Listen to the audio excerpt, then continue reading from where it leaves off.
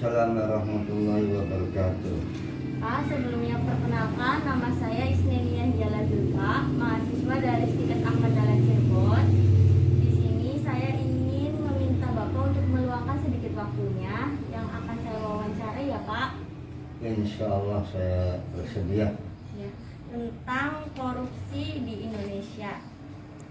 Nanti waktunya kurang lebih 5-10 menit. Tempatnya di sini ya Pak. Ya, silakan. Apakah benar ini dengan Bapak Umar ya Pak? Betul, Bapak Umar saya sendiri kan. Ya. Bapak sudah mengajar di SD 2 Gresik itu sudah berapa tahun Pak? Kurang lebih 30 tahun. 30 tahun. Iya, 30 tahun saya mengajar. Umur Bapak berarti sekarang berapa Pak? Umur Bapak sekarang 57 tahun. Baik Pak, kalau begitu dimulai sekarang saja ya Pak wawancaranya. Silakan. Boleh. Baik, untuk pertanyaan pertama ini ada pendapat Bapak tentang korupsi di Indonesia saat ini itu bagaimana ya Pak? Tentang korupsi di Indonesia. Iya.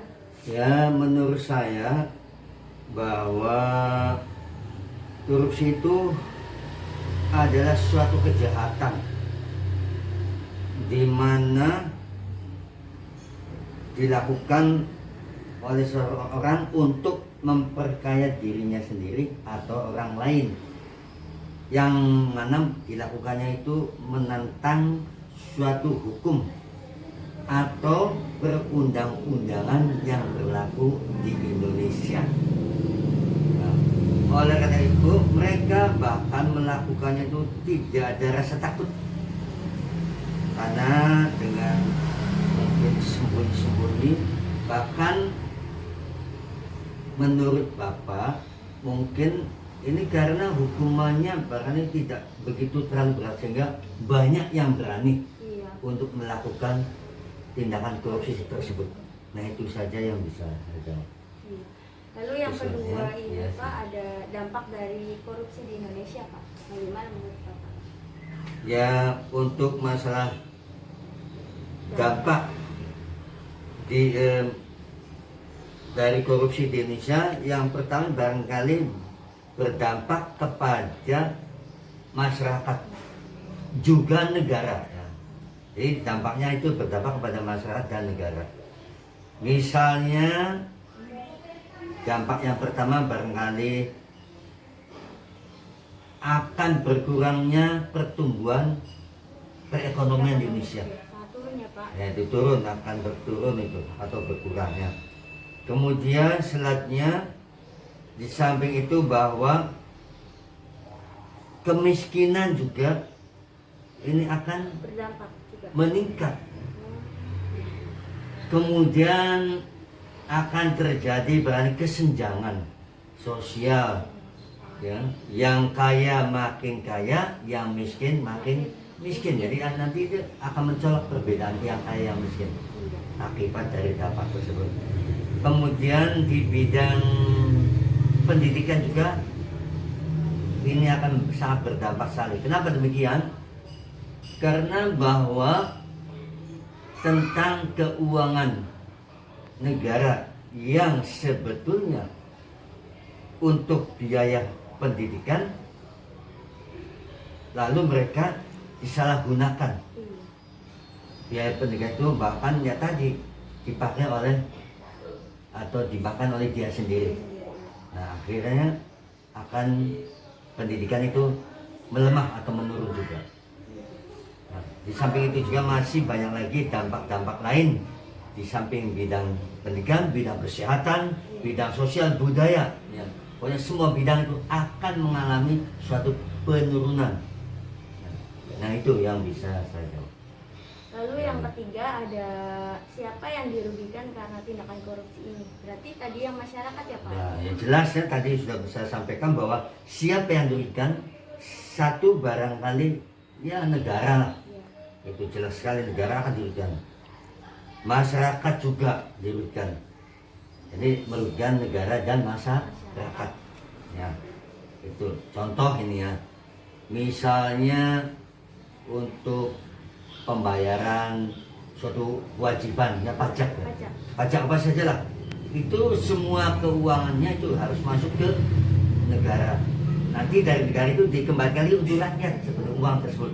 Tetapi ya petinggi-petinggi barang orang-orang yang di atas tuh tadi menyalahgunakan uang tersebut dipakai oleh dirinya sendiri.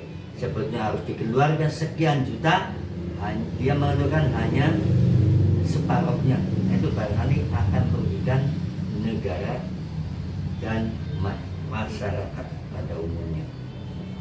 Lalu yang terakhir ya Pak, ini Ya, ada silakan. harapan Bapak untuk korupsi di Indonesia saat ini tuh bagaimana Pak? Ya, menurut saya ini harapan pengennya Bapak bahwa yang melakukan tindakan korupsi itu harus diadili dengan seadil-adilnya dan jujur sampai ke akar-akarnya itu begitu. Bukan sampai tuntas.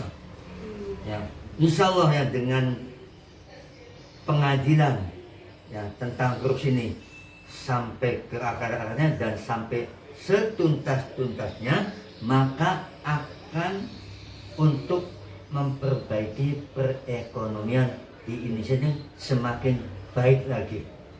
Itu harapan saya barangkali.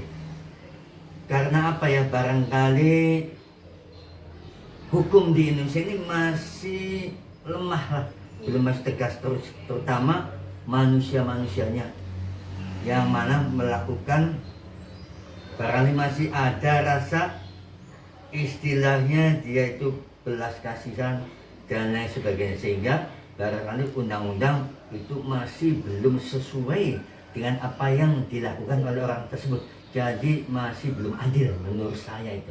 Maka untuk selanjutnya barangkali ada perubahan undang-undang bahwa korupsi apa yang dilakukan dia misalnya tergantung berapa yang dipakai uang itu diadili dengan sesuai dengan perbuatannya.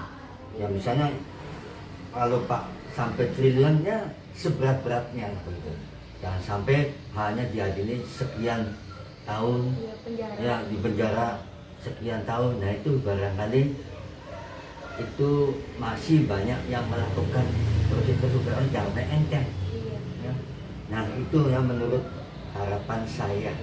Mudah-mudahan dengan adanya perundang-undangan yang betul-betul jujur dan adil, ya bagi koruptor-koruptor itu akan sadar dan insaf untuk kembali ke jalan sesuai dengan agamanya masing-masing.